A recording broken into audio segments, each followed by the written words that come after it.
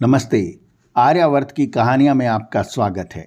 हम पढ़ रहे हैं श्रीमद् भगवद गीता का 12वां अध्याय भक्ति योग। श्री कृष्ण भगवान कहते हैं कि हे पार्थ, मुझ में संपूर्ण चित्त को निविष्ट करने वाले लोगों को मैं इस मृत्युमय संसार से बिना किसी विलंब किए उद्धार कर देता हूँ, इसमें कोई संदेह नहीं। अब श्लोक क्रमांक 8 से। मय्येव मन आधस्त्व मयि बुद्धिम निवेशय निवसिष्यसि मय्येव अत ऊर्ध्वन संशय। अतएव केवल मुझ में ही मन लगा, मुझ में ही बुद्धि को स्थिर कर, इसके उपरांत तू मुझ में ही निवास करेगा, इसमें कुछ भी संशय नहीं है। इन श्लोकों में भक्ति मार्ग की श्रेष्ठता प्रतिपादित की गई है। इस प्रकार योगिक क्रियाओं द्वारा इंद्रिय संयम कर स्थिर बुद्धि होकर ध्यान करने वाले भी वहीं पहुंचते हैं, पर उनका मार्ग कष्ट साध्य और जनसाधारण के लिए अगम्य है। इसके विपरीत श्रद्धा पूर्वक किसी प्रतीक से साधना प्रारंभ कर उत्तरोत्तर विकास द्वारा चित्त स्थिर कर अव्यक्त की ओर कदम बढ़ाना ज्यादा सुगम है। अथ चित्तम समाधातुम न शक्नोषि मयि स्थिरम अभ्यास योगेन ततो ममीच्छाप्तु धनंजय। अब इस प्रकार यदि मुझ में भली भांति चित्त एकाग्र करते न भी बन पड़े तो हे धनंजय, अभ्यास की सहायता से बार बार प्रयत्न कर मुझे पा लेने की आशा रख। साधना काल में ऐसी रात्रियां आती हैं जबकि साधक दीर्घकाल तक प्रकाश से निर्वासित रहता है। ऐसी घड़ियां या ऐसे क्षण आते हैं जबकि विद्रोह, संदेह या असफलताएं होती है। फिर भी भगवान के साथ युक्तता के अभ्यास से जो अनुभव हो चुका है, उसकी बार बार आवृत्ति करने से वह उच्चतम आत्मा प्राणी में वर्धन करता जाता है और उसकी प्रकृति को स्थायी रूप से अधिकृत कर लेता है। अभ्यासे अप्य समर्थो असि मत कर्म परमो भव मदर्थमपि कर्माणि कुर्वन् सिद्धमवाप्यसि। यदि अभ्यास करने में भी तुम असमर्थ हो तो मेरी प्राप्ति के लिए शास्त्रों में बताए गए विधि विधान पूर्वक संपूर्ण कर्म मेरे लिए करने में परायण हो।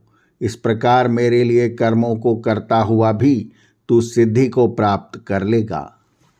अथैतदप्यशक्तो वसी कर्तुम मद्योगमाश्रितः सर्वकर्म फल त्यागम ततः कुरु यतात्मवान। यदि यह करने में भी तू असमर्थ है तो मेरे साथ जुड़कर मेरा नाम लेकर यत्न पूर्वक आत्मा में बल धारण करके सब कर्मों के फल को त्याग दे। श्रेयो हि ज्ञानम अभ्यासा ज्ञान द्वयानम विशिष्यते ध्यानात् कर्म फल त्यागस्त्यागात् क्षन्तिरन्तरम। क्योंकि अभ्यास की अपेक्षा ज्ञान अधिक श्रेष्ठ है, ज्ञान की अपेक्षा ध्यान की योग्यता अधिक है और ध्यान से भी कर्म फल का त्याग श्रेष्ठ है। कर्म फल त्याग से तुरंत शांति प्राप्त होती है। बहुत से भक्ति मार्ग संप्रदाय केवल भक्ति को ही प्रमुख मानते हैं। उनका मानना है कि जप करते रहने यानी नाम स्मरण, ध्यान और कीर्तन आदि से ही ईश्वर को प्राप्त किया जा सकता है। भक्त को इस संसार के कर्मों में पड़ने की आवश्यकता नहीं। कर्मों के चक्कर में न पड़ने से कर्म बंधन से स्वतः ही मुक्त रहेंगे। जहाँ तक जीवन धारण का प्रश्न है सो तो भिक्षा मांगकर अथवा फलाहार आदि से भी किया जा सकता है। यदि भक्ति मार्गी संप्रदाय के इस तर्क पर सभी लोग चलने लगे तो संसार का यज्ञ चक्र ही टूट जाएगा। सभी भिक्षार्थी बन जाने की स्थिति में भिक्षा देने वाला कौन रहेगा। एक प्रकार से परमपिता के उस आदेश का उल्लंघन होगा जिसमें कहा गया है कि यज्ञ यानी कर्म ही तुम लोगों की वृद्धि हो, समृद्धि हो। कौन अन्न उत्पन्न करेगा, कौन पकाएगा, कौन व्यवस्था करेगा, क्योंकि सभी तो कर्मों को त्याग कर भजन, नाम स्मरण, ध्यान करने लग जाएंगे। अतः यह संभव नहीं है। एक भक्त संत ने तभी भूख से तंग आकर कह दिया था, भूखे भजन न होए गोपाला, यह लो अपनी कंठी माला।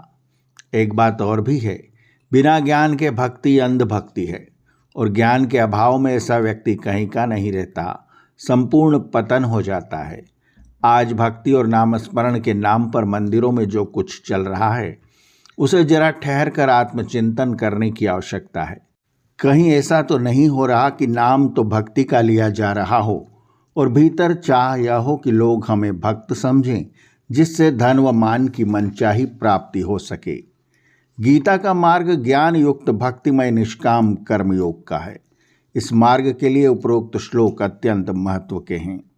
12वें श्लोक में कहा है कि अभ्यास की अपेक्षा ज्ञान श्रेष्ठ है और ज्ञान की अपेक्षा ध्यान, अर्थात ईश्वर के स्वरूप का चित्त में स्थिरीकरण, और ध्यान की अपेक्षा कर्म फल त्याग, अर्थात निष्काम होकर कर्म करते रहना, अर्थात आचरण।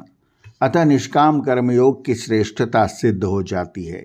निष्काम कर्मयोग हेतु साम्य बुद्धि प्राप्त करने के साधन क्या हैं? वह हैं अभ्यास, ज्ञान और ध्यान। यदि अभ्यास से न सधे तो ज्ञान या ध्यान का आश्रय लें, और ये संभव न हो तो कर्म फल त्याग रूप कर्मयोग पर ही आचरण करें। निष्काम कर्मयोग का आचरण सिद्धि की ओर आगे बढ़ने की सबसे प्रमुख सीढ़ी है। इसके बिना हम कहीं नहीं पहुंच सकते। आर्यावर्त की कहानियां के अगले अंक में भी जारी रहेगा श्रीमद् भगवद गीता का 12वां अध्याय भक्ति योग। आर्यावर्त की कहानियां चैनल को सब्सक्राइब करें और बेल आइकन के बटन को दबाएं, ताकि हम जब नया वीडियो लेकर आएं तो उसकी सूचना आपको तुरंत मिल जाए। धन्यवाद। नमस्ते।